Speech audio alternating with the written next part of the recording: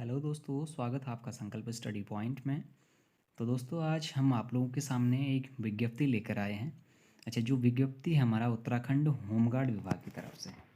अच्छा, आज बात करेंगे उत्तराखंड में जो होमगार्ड की जो भर्ती आने वाली थी उसके लिए एक अधियाचन यानी कि एक प्रस्ताव आ चुका है, एक विज्ञापन निकल चुका है जो हमारा 4 मई 2023 का है। अच्छा, इसमें क्या चीज़ें दी गई हैं और उत्तराखंड में जो हमारी होमगार्ड की जो भर्ती होनी है उसके संदर्भ में क्या चीज़ें बताई गई है उसके बारे में बात करेंगे। अच्छा, इसमें नंबर ऑफ पोस्ट के बारे में बात नहीं करी गई है। अच्छा, इसमें होमगार्ड की जो अभी भर्ती आनी है उसके लिए कितने पोस्ट अभी खाली हैं या फिर कितने पदों के लिए अभी भर्ती निकलनी है उसके लिए फिर से एक विज्ञप्ति हमारी आएगी। अभी विज्ञप्ति जो ऑफिशियल निकलनी है अभी वो अभी दोबारा आनी है। अच्छा, उससे पहले आयोग ने एक बार फिर से हमें उत्तराखंड होमगार्ड के लिए भर्ती का जो अध्याचन है वो प्रस्ताव दे दिया गया है। अच्छा, इसमें बात करते हैं कि इसमें कब और किस तरीके से उत्तराखंड में होमगार्ड की भर्ती कराई जाएगी। तो दोस्तों देखिए, सबसे पहले बात करेंगे जो ये अध्याचन आया है दोस्तों, ये जो विज्ञापन है हमारा 4 मई 2023 का है। अच्छा, उत्तराखंड राज्य के होमगार्ड स्वयंसेवकों की नवीन भर्ती प्रक्रिया निर्धारित किए जाने के संदर्भ में बात करी गई है। अच्छा, इसमें एक बार देख लेते हैं कि क्या चीज़ें लिखी गई हैं। तो देखिए दोस्तों, महोदय कृपया उपर्युक्त विषयक आने के पत्र संख्या, अच्छा ठीक है, अच्छा 16/2/2023 का संदर्भ ग्रहण करने कष्ट करें जिसके द्वारा उत्तराखंड राज्य के होमगार्ड स्वयंसेवकों की नवीन भर्ती प्रक्रिया निर्धारित किए जाने के संबंधी प्रस्ताव उपलब्ध कराते हुए शासनादेश निर्गत किए जाने का अनुरोध किया गया है। ठीक हो गया।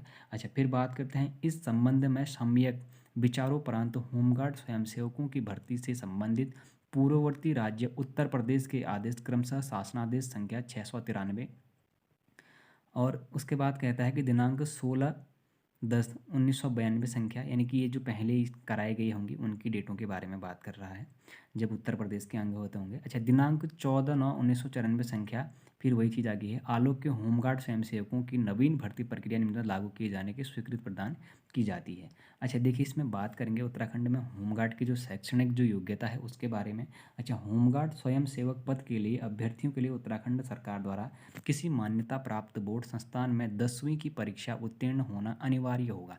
अच्छा, इससे पहले जब होमगार्ड की भर्ती होती थी दोस्तों, आप लोगों ने देखा 8 पास या फिर 5 पास व्यक्ति को भी उसमें ले लिया जाता था।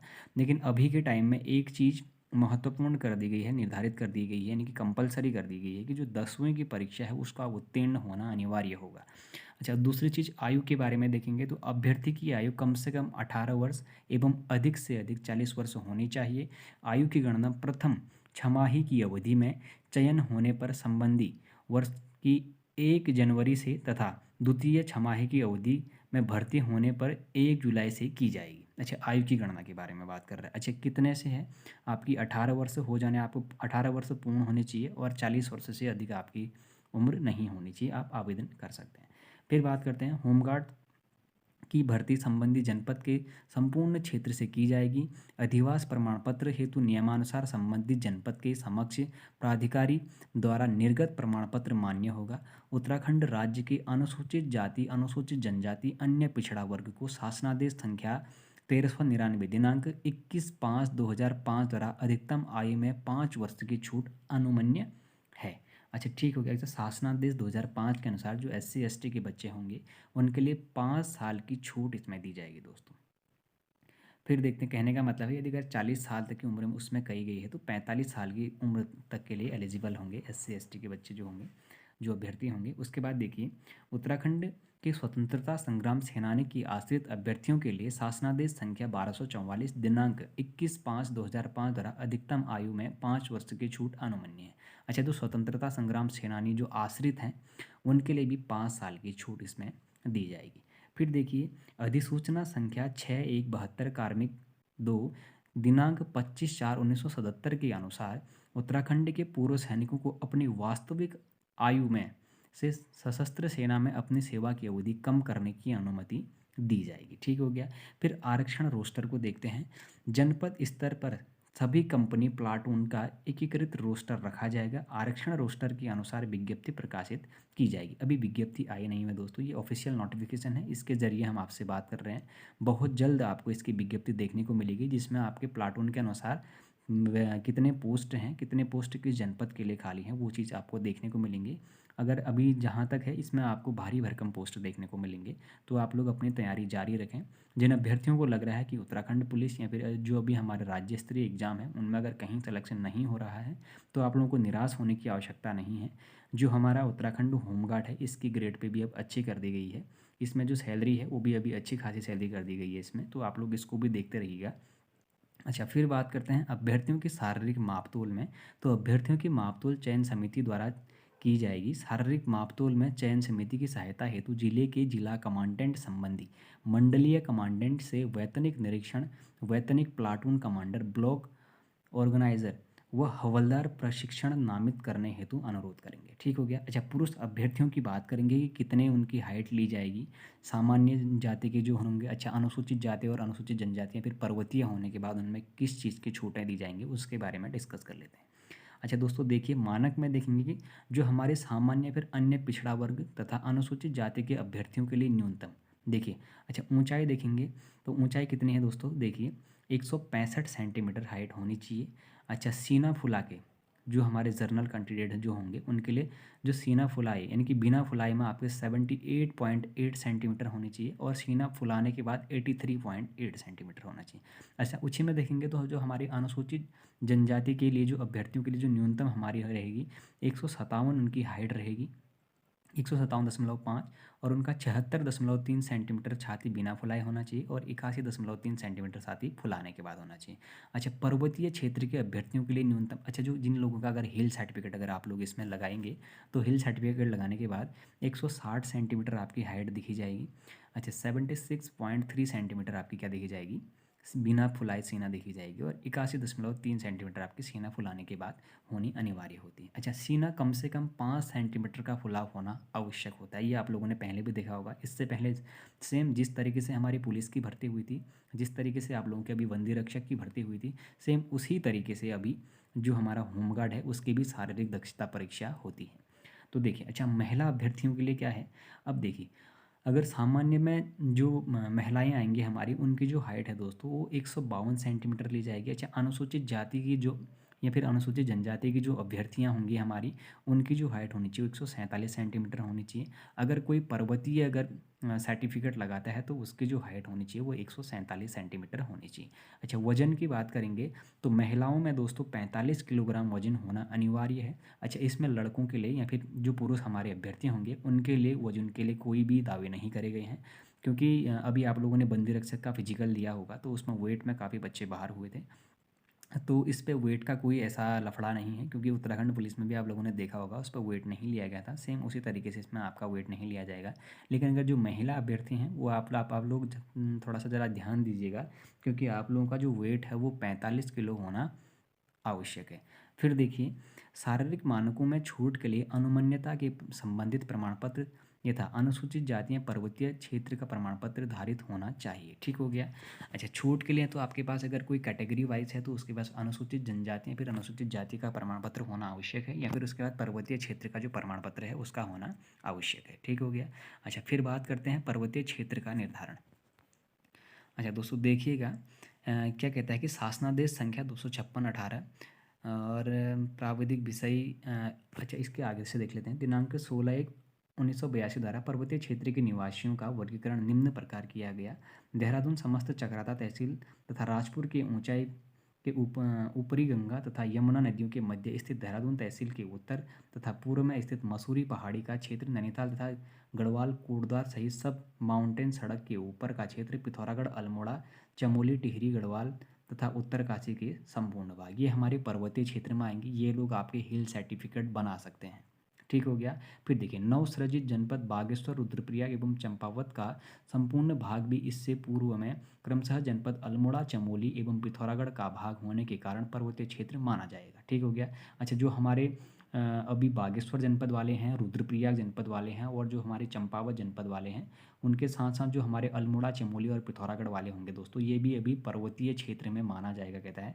फिर देखिए, सीधी भर्ती की प्रक्रिया, होमगार्ड स्वयंसेवकों की भर्ती के लिए आवेदन पत्र विहित प्रपत्र में आमंत्रित किए जाएंगे तथा उक्त आवेदन पत्र का प्रारूप न्यूनतम 2 दैनिक समाचार पत्रों जिनका व्यापन परिचालन हो में प्रकाशित किया जाएगा। अभी आपको ये जो समाचार पत्रों के माध्यम से, यानी कि अमर उजाला, हिंदुस्तान या फिर दैनिक जागरण, किसी के भी माध्यम से आपको ये जो नोटिफिकेशन है वो आपको देखने को मिलेगा। बहुत ही जल्द आपके सामने आएगा, क्योंकि इसकी जो एक अध्याचन आ चुका है। आप लोगों ने देखा होगा कि 4 मई 2023 की नोटिफिकेशन आप लोगों को आज दिखा रहा हूँ मैं। अच्छा, फिर देखिए, चयन समिति होमगार्ड स्वयंसेवकों की भर्ती हेतु निम्नलिखित चयन समिति निर्धारित की जाएगी। अच्छा देखिए, भर्ती के संबंध में जिले का कमांडेंट, अच्छा उसका जो अध्यक्ष होगा जिलाधिकारी द्वारा नामित एक जिलाधिकारी सदस्य होगा। वरिष्ठ पुलिस अधीक्षक द्वारा नामित एक पुलिस उप अधीक्षक, यानी कि एक सदस्य उसमें चयनित करे जाएंगे। फिर देखिए, चयन समिति द्वारा की जाने वाली भर्ती हेतु संबंधित मंडल की मंडलीय कमांडेंट होमगार्ड पर्यवेक्षक अधिकारी होंगे। चयन समिति में प्रचलित शासनादेशों के अनुसार अनुसूचित जाति जनजाति एवं अन्य पिछड़ा वर्गीय अधिकारियों का प्रतिनिधित्व अनिवार्य है। फिर देखिए, चयन प्रक्रिया की वीडियोग्राफी कराई जाएगी। जिस तरीके से आप लोगों की अभी पुलिस और बंदी रक्षक की वीडियोग्राफी कराई गई होगी, उसी तरीके से इसमें भी वीडियोग्राफी कराई जाएगी। अच्छा, एनसीसी के प्रमाण पत्र धारक उत्तराखंड होमगार्ड विभाग के वैतनिक अवैतनिक सदस्यों के पुत्र पुत्री पत्नी या फिर पति जैसी स्थिति हो के लिए निर्धारित अंक। अच्छा, एनसीसी बी प्रमाण पत्र किसी के पास है तो उसको 3 अंक दिए जाएंगे। एनसीसी सी सर्टिफिकेट किसी के पास है तो उसको कितने अंक दिए जाएंगे दोस्तों? 5 अंक दिए जाएंगे। इस चीज़ का आप लोग ध्यान रखिएगा, अगर किसी के पास है तो आप लोग ज़रूर उसको लगाएं। होमगार्ड के अवैतनिक व वैतनिक सेवानिवृत्त कार्यरत सदस्यों के पुत्र अविवाहित पुत्री पत्नी के लिए 5 अंक। अच्छा ठीक है, क्या कहता है कि जो होमगार्ड में अवैतनिक या वैतनिक सेवानिवृत्त कार्यरत सदस्यों के पुत्र अविवाहित या फिर पुत्री पत्नी के लिए 5 अंक मिलेंगे। अच्छा, जो पहले से इसमें कार्यरत हैं, अगर किसी के हस्बैंड या फिर किसी के जो इसमें पिताजी अगर कोई होमगार्ड में है तो उनके बच्चे या फिर उनके अगर कोई पत्नी अगर उसमें आवेदन करते हैं तो उसको 5 अंक की छूट मिलेगी दोस्तों। ठीक हो गया। अच्छा, फिर देखते हैं, उत्तराखंड होमगार्ड के उन्हीं वैतनिक अवैतनिक सदस्यों की पुत्र पुत्री पत्नी या पति के उक्तानुसार निर्धारित अंक इस दशा में ही प्रदान किए जाएंगे जबकि संबंधित के द्वारा बिना किसी व्यवधान के 10 वर्ष के संतोषजनक सेवा उत्तराखंड होमगार्ड विभाग में पूर्ण की गई हो। ठीक हो गया। अच्छा, उस व्यक्ति के उत्तराखंड होमगार्ड विभाग में 10 वर्ष पूर्ण किए गए होने अनिवार्य हैं, तब जाके आपको ये 5% अंक मिलेंगे। अच्छा, फिर बात करेंगे शारीरिक दक्षता परीक्षा की। अच्छा, शारीरिक दक्षता परीक्षा के अंक अंतिम मेरिट सूची में जोड़े जाएंगे तथा शारीरिक परीक्षा हेतु निम्नलिखित आइटम क्रमवार कराए जाएंगे। ठीक हो गया। अच्छा, कौन कौन से आइटम हैं इनके बारे में बात कर लेते हैं। अच्छा देखिए, दौड़ व चाल 2 किलोमीटर पूर्णांक 10। अच्छा, पहले 3 था, अभी 2 हो गया। आप लोग ध्यान दीजिएगा, इसमें 2 किलोमीटर दौड़ होगी, 10 नंबर का है। अगर किसी बच्चे ने अगर 6 मिनट में दौड़ निकाल दी तो उसको 10 नंबर मिलेंगे। अच्छा, 6 से 7 मिनट के अंदर निकालेंगे तो उसको 9 मिलेगा। अच्छा, 7 से 8 के अंदर निकालेंगे उसको 8 नंबर मिलेंगे, और 8 से 9 के अंदर निकालेगा तो उसको 7, और 9 से 10 के अंदर निकालेगा तो उसको 5 अंक इसमें प्राप्त कराए जाएंगे। अच्छा, बॉल थ्रो देखिए, पूर्णांक 10 का है। अच्छा, 70 मीटर जो बच्चा इसमें बॉल थ्रो, यानी जो अभ्यर्थी बॉल थ्रो फेंकेगा उसको 10 नंबर प्राप्त करे जाएंगे। अगर 65 मीटर कोई फेंकेगा तो उसको 8 नंबर, 60 मीटर फेंकने पे 7 नंबर, और 55 मीटर फेंकने पे 6 अंक मिलेंगे, और 50 मीटर फेंकने पर उसको 5 अंक प्राप्त करे जाएंगे। फिर देखिए, लंबी कूद। अच्छा, लंबी कूद अगर किसी ने अगर 16 फीट कूद दिया है तो उसको 10 अंक पूरे मिल जाएंगे। 15 फीट कूदने पर 8 अंक मिलेंगे, और 14 फीट कूदने पर 7 अंक मिलेंगे। 13 फीट कूदने पर 6, और 12 फीट कूदने पर 5 अंक मिलेंगे। अच्छा, फिर देखते हैं उसका महिला अभ्यर्थी में। देखिए दोस्तों, इवेंट का नाम लिख देते हैं, महिला अभ्यर्थी में क्या क्या है। अच्छा, इसमें इनकी 500 मीटर की भी दौड़ होगी। ठीक हो गया। अच्छा, 500 मीटर की दौड़ अगर कोई व्यक्ति 2.5 मिनट में अगर पूरा कर देता है तो उसको 10 नंबर दिए जाएंगे। अच्छा, कोई अगर 2.5 मिनट से 3 मिनट के बीच अगर कोई पूर्ण कर देता है अगर कोई महिला, तो उसको 8 नंबर दिए जाएंगे।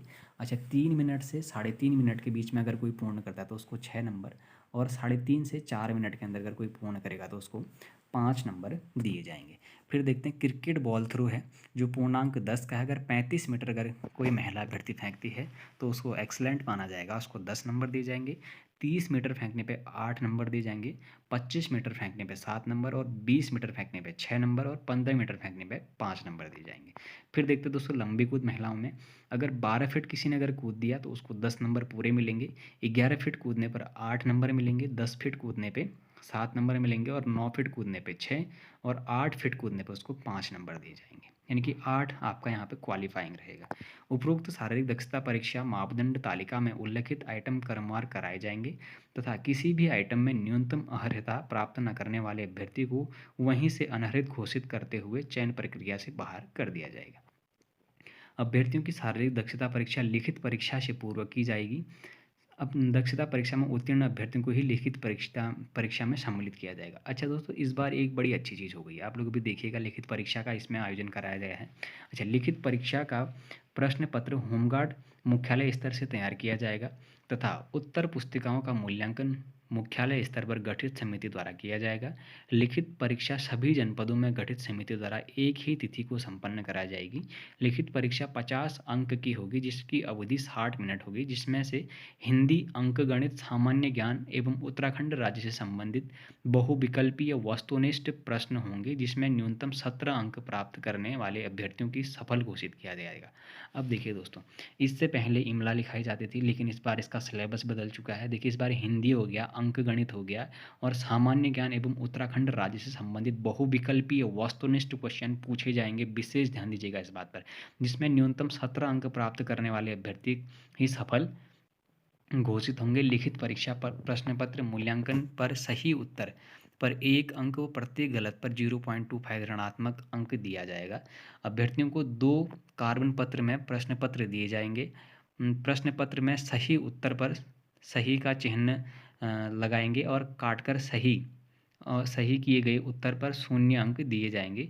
अभ्यर्थी कार्बन प्रति अपने साथ ले जा सकेंगे। ठीक हो गया। अच्छा, परीक्षाफल सभी परीक्षार्थियों के प्राप्तांक तथा संबंधित श्रेणी के लिए नियत अधिमान अंकों के योग आधार विद्यमान आरक्षण नियमों के दृष्टिगत रिक्ति के सापेक्ष अंतिम मेरिट सूची बनाई जाएगी। रिक्तियों के सापेक्ष परीक्षा को सफल घोषित अभ्यर्थियों की संयुक्त प्राप्तांक सूची शारीरिक दक्षता परीक्षा एवं लिखित परीक्षा के प्राप्तांकों को जोड़कर के आधार पर विद्यमान आरक्षण नियमों वरिष्ठता निर्धारण हेतु निर्धारित नियमों के दृष्टिगत प्रवीणता सूची तैयार की जाएगी। अभ्यर्थियों के समान अंक होने पर जिस अभ्यर्थी की आयु अधिक होगी का चयन किया जाएगा। यदि 2 अभ्यर्थी की जन्मतिथि भी एक समान होती है तो लिखित परीक्षा में अधिक अंक प्राप्त करने वाले अभ्यर्थी का चयन किया जाएगा। लिखित परीक्षा में भी समान अंक होने पर शारीरिक दक्षता परीक्षा में प्राप्त अंकों के आधार पर चयन किया जाएगा। प्रतीक्षा सूची नहीं बनाई जाएगी। इसमें दोस्तों कोई वेटिंग लिस्ट नहीं आएगी, आप लोग ध्यान देना। अच्छा, आरक्षण से संबंधित कथन क्या है कि उत्तराखंड राज्य की अनुसूचित जातियों, अनुसूचित जनजातियों, पिछड़ी जातियों, आर्थिक रूप से कमजोर वर्गों और अन्य श्रेणियों के अभ्यर्थियों के लिए आरक्षण भर्ती के समय प्रदत्त राज्य के आदेशों के अनुसार किया जाएगा। आर्थिक रूप से कमजोर वर्ग आरक्षण ऐसे अभ्यर्थियों को अनुमन्य है जिनकी अनुसूचित जाति, अनुसूचित जनजाति या फिर अन्य पिछड़ा वर्ग का आरक्षण प्राप्त नहीं है। क्षैतिज आरक्षण राज्य सरकार द्वारा निर्गत नियमों, शासनादेशों के अनुसार देय होगा। आरक्षण का लाभ संबंधी आरक्षण श्रेणी का वैध प्रमाण पत्र प्रस्तुत करने पर ही मिलेगा। फिर यदि अभ्यर्थी एक से अधिक उपश्रेणी में आरक्षण का दावा करता है तो वह केवल एक उपश्रेणी जो उसके लिए सबसे लाभदायक होगी का लाभ पाने का पात्र होगा। स्वास्थ्य परीक्षण में देखिए दोस्तों, चयनित अभ्यर्थियों के स्वास्थ्य परीक्षण संबंधी फॉर्म उसी दिन अथवा अनिवार्यतः अगले दिन तक भरा लिया जाए और उनका स्वास्थ्य परीक्षण यथाशीघ्र मुख्य चिकित्साधिकारी से कराया